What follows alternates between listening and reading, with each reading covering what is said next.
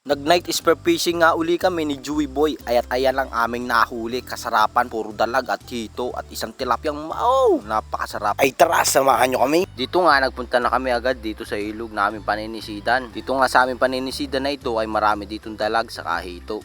Iya ay ayos. Manguhuli na naman tayo ng kasarapan. Okay, gayak na si Joey Boy. Nagpipid-pid na ng dahon pangpahid sa kanyang antipara para mawala yung moist niya. Para pagsisid sa ilalim ng tubig ay napakalinaw. Pagkatapos nga niyan, start na agad si Joey Boy dito sumisid sa ilog. At maya pa ay nakahuli na siya ng isang dalag na napakalaki, good size. Ayan, at nilabas na niya.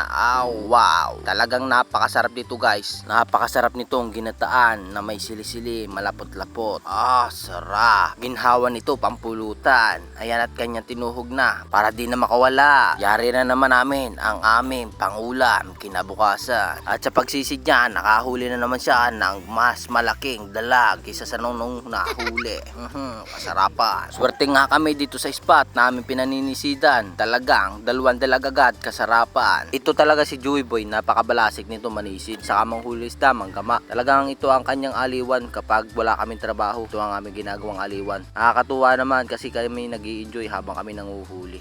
Masaya na kami, tapos pag uwi namin meron pa kaming huli na pang-ulam kinabukasan. Kahit na kami napupuyat sa panguhuli namin ng ganito, at least kami nag-i-enjoy, dito kami masaya. At sa part na to, si Joey Boy naman nakahuli ng hitong kasarapan, tapos sumunod dalag na naman. Talaga nakakatuwa sa ilog na to guys kasi maraming dalag. Nakahuli naman kami palakambukid, ito malaki, good size, sarapan pang ulam. Tapos hito na naman, halinhina lang sila na nahuhuli namin dito sa ilog na to kasi karamihang isda dito sa ilog na to. Nakakatuwa talaga sa ilog na to. Sa hindi alam kung saan ilog ito, dito lang to sa Tayabas, Alitao River. Bali pala nakakita kami dito ng ahas. Di ko namin alam kung anong ahas to, cobra ba o armorani. Napakahaba niya at nakakatakot. At sa pagsisid ni Joey Boy, nakahuli na naman siya ng isang hito na kasarapan. Bali sa part na to kami pauwi na at yan ang aming huli. Napakarami, nakakatuwa. Solve na ang aming pang-ulam kinabukasan, pang-almusal na yan, ginataan. Maraming salamat. God bless, peace yo.